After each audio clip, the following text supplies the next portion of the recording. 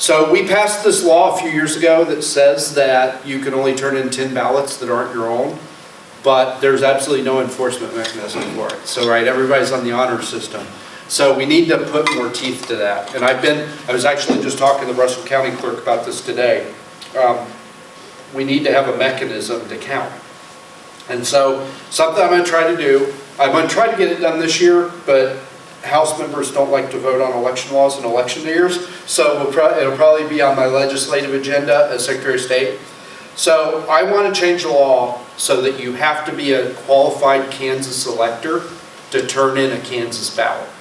Because I don't think it's right that you're going to ship a bunch of people in from Georgia or New York or California to come harvest ballots in Kansas.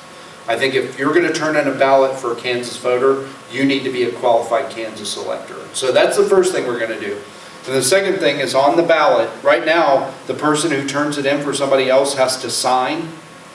I want them to also have to put their driver's license number. And the reason, and you know, you can do security, you can make a flap that goes over it so people can't see their driver's license number. The reason is because right now we have a voter registration system here in Kansas. It's got the worst acronym in the history of elections. It's called ELVIS. It stands for Electronic Voting Information System. I know my next act as Secretary of State wanted to change the name of ELVIS. But so this voter registration system it's past its useful life. It's timed out.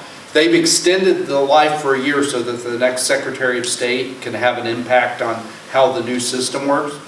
And what I want to do is I want to bring in all of the clerks because they're the ones that use it. The Secretary of State cannot add or remove a single voter. The counties add and remove voters. So they are the ones that have to use it day in, day out. I want them to have a say.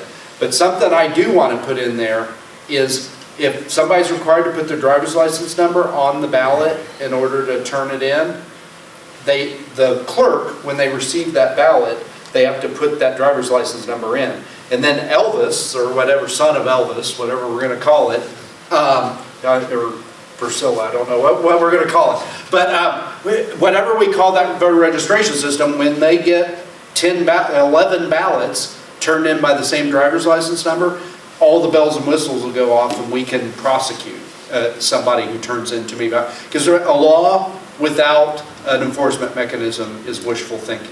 It is not a law, right? You have to have a deterrent. Bigger picture than that. I know that's very in the weeds and technical.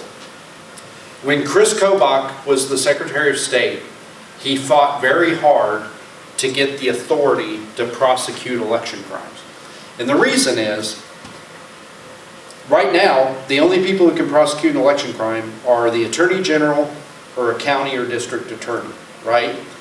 And, you know, if you find somebody turned in 11 ballots or 12 ballots or 20 ballots, or you find somebody that's, you know, been voting as a non-citizen for 29 years, and you go to the Johnson County attorney, I don't know, I'm just picking a county, I don't mean to besmirch any particular attorney, but you go to him and you say, hey, this person turned in too many ballots, I need you to prosecute. They're going to say something like, well, after I'm done with the carjacking and the 2 murders that I'm investigating, I'll get around to your election crime. Because it's just not, you know, it's usually like a Class A misdemeanor, or, you know, I mean, maybe it's a felony, but, I mean, they're just not really high on their list. So Chris Kobach, when he was Secretary of State, he got the authority for the Secretary of State to prosecute election crimes. Because that's all they do, and they can prosecute because that's all they do is enforce election crimes, right, or election laws.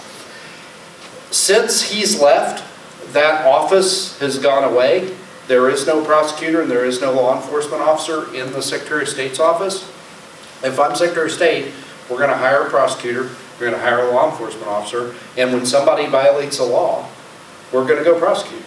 And you know, I see all the, you know, I've got like a whole like platoon of trolls that, like, whenever I post anything on Facebook, they follow me and they like start posting nasty messages. And the one that I see all the time, Chris Kobach only found 10 people or 5 people or this many people who voted out of state, or now it's he only found 1 non-citizen who voted, right? The point isn't like a mass dragnet to round everybody up and, you know, fill our jails. The point is, if you prosecute, you know, 5 or 6 people who voted in 2 states, you won't have a 7th or 8th, because people are like, holy cow, you could go to jail for this. It'll be all over the news, and they'll stop doing it. If, non-citizens are voting, and we find non-citizens voting, and we prosecute, non-citizens will stop voting, right? Because they'll hear that it's a crime, they'll hear that it's being enforced. So, to that point, we've got these laws that are great laws that could be combating the problem, but we don't really have an enforcement mechanism right now. So we need a mechanism to enforce.